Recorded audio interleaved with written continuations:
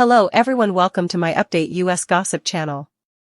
The night Janelle Brown's new ring destroyed Kody Brown's ego began like one of those deceptively calm Flagstaff evenings, quiet air, thin moonlight, and a tension so thick it wrapped around Coyote Pass like a warning, the kind Kody had ignored his entire adult life. But tonight was different, because tonight wasn't about plural marriage politics, favoritism, or the endless Brown family drama. Tonight was about Janelle, the woman who had once stood so quietly beside him that he mistook her silence for obedience, rising from the ashes of 16 years of emotional neglect and finally stepping into her own life with a confidence so radiant it scorched the last shreds of Kody's delusional self-image. And it all started with a ring, not just any ring, but a bold, breathtaking, deliberately chosen symbol of Janelle's rebirth, a white gold band intertwined with warm yellow sapphires that caught the light the moment she stepped into the lodge at the edge of Flagstaff, where Maddie had planned a small family gathering that Kody had crashed with the same arrogance that had defined him for decades. Janelle knew he'd show up, she knew he'd swagger, and under the impression he still held some unspoken authority over her heart or her choices, but she had also come prepared, emotionally, spiritually, and with the man who now stood at her side, the man who slipped that ring onto her finger just hours earlier while the pines whispered like old women gossiping about the long-overdue turn of karmic justice. His name was Nathan, calm, quietly assertive, warm in ways Kody had never managed to be even on his best day, and he had known from the beginning that loving Janelle meant stepping into a storm with open arms. Beside him, Janelle felt grounded, protected, chosen, and more alive than she had ever felt during her years of trying to make a one-sided spiritual marriage feel like partnership. And when she and Nathan walked into the lodge together, fingers laced, that ring shimmering like a quiet announcement of the future she had finally allowed herself to claim, every conversation in the room froze as if time itself wanted to watch what would happen next.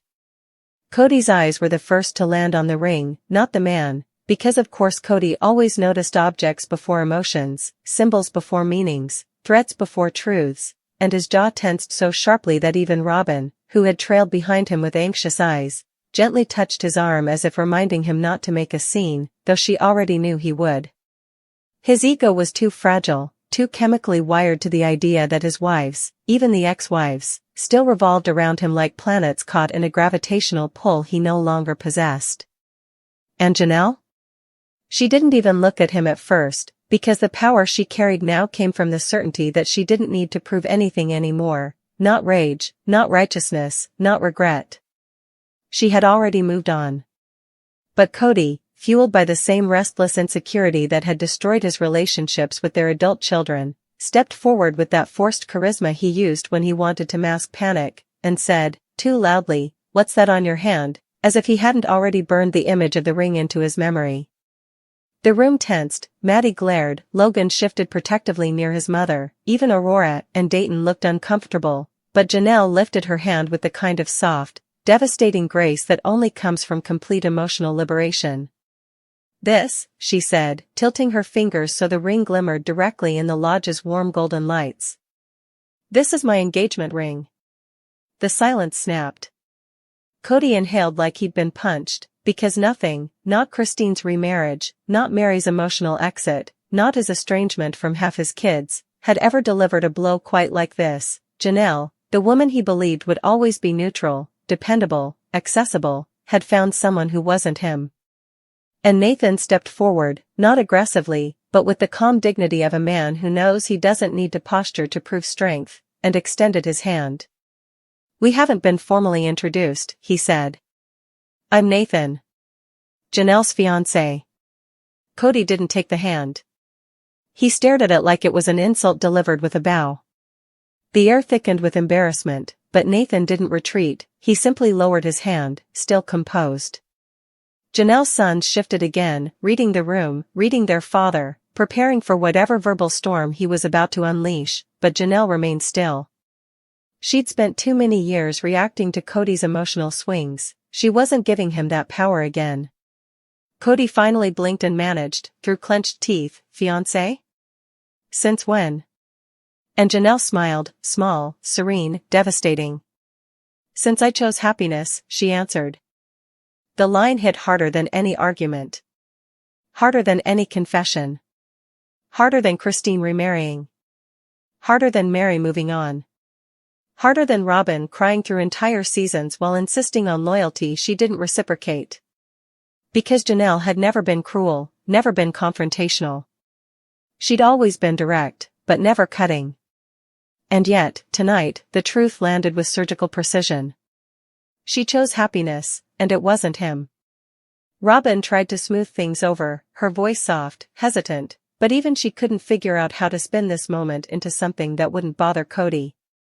"We're happy for you, right, Kody," she whispered, but he ignored her entirely, staring at the ring like it was a threat to his worldview. "This is sudden," he muttered. "This is fast."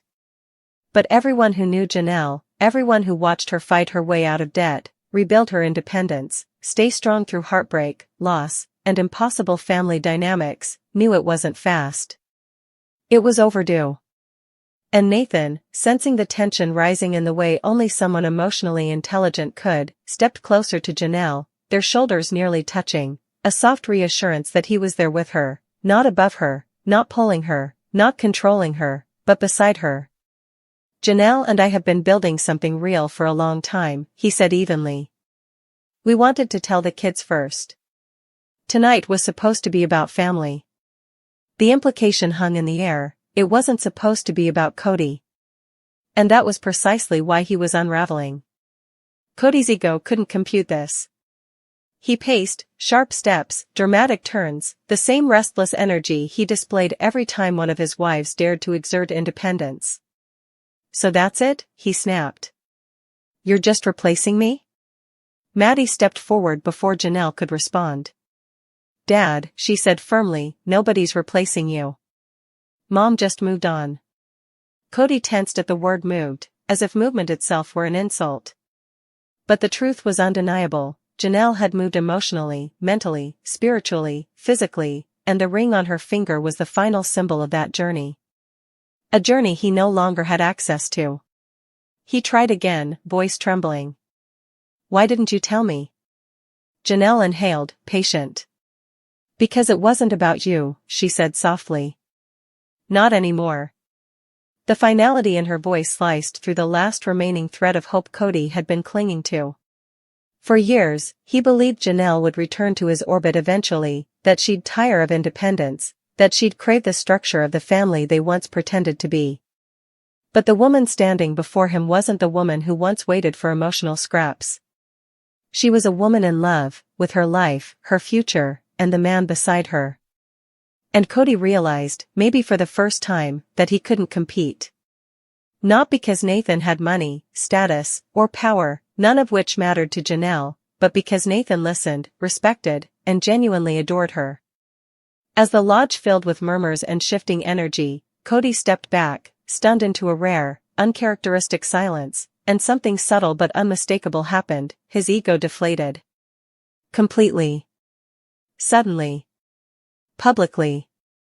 He looked smaller, like a man realizing the world had moved on without him, that love wasn't something he could control through guilt or religion or performance. And Janelle, standing strong and steady with her ring catching the firelight, finally felt the weight of that freedom settle around her like a warm shawl. She wasn't spiteful. She wasn't gloating. She was simply done. Nathan slipped his arm around her waist gently, asking without words if she was okay. She nodded. And that single nod, content, peaceful, empowered, destroyed what remained of Kody's imagined hold over her. The room moved on. Conversations restarted. Kids hugged their mother, congratulated her, admired the ring, welcomed Nathan. Life continued. And Kody, for the first time in decades, wasn't the center of it. He wasn't even orbiting it. He stood at the edge of the room, watching Janelle laugh in a way he hadn't heard since their early years in Wyoming, and something inside him broke. Not anger. Not jealousy. But the realization that he had lost someone who had always given him grace, loyalty, and stability, and he had never once given her the same in return. Outside, Flagstaff wind swept against the windows, whispering in the pines like a Greek chorus witnessing the downfall of a man who refused to evolve. And inside, Janelle, glowing, steady, renewed, lifted her hand again to admire her ring, Not to flaunt it but to feel connected to the future she finally claimed with both hands. Nathan watched her with a tenderness so genuine that even the married and relatives felt a rush of warmth witnessing it. "Ready to go?" he asked softly when the night began winding down. Janelle smiled. "More than ever." She walked past Kody without tension, without anger, without even a glance that suggested regret. And that, more than anything, the ease, the peace, was the final blow to his ego. She didn't need closure. She didn't need validation. She didn't need him. The chapter had closed long before he realized it. And as Janelle stepped into the cool night air with her fiancé beside her, the moon caught her ring again, scattering light across the parking lot like tiny stars celebrating her freedom. It was the night Janelle Brown's new ring destroyed Kody Brown's ego, but more importantly, it was the night Janelle stepped fully into her new life, her new love, and her new beginning as a woman who finally chose herself.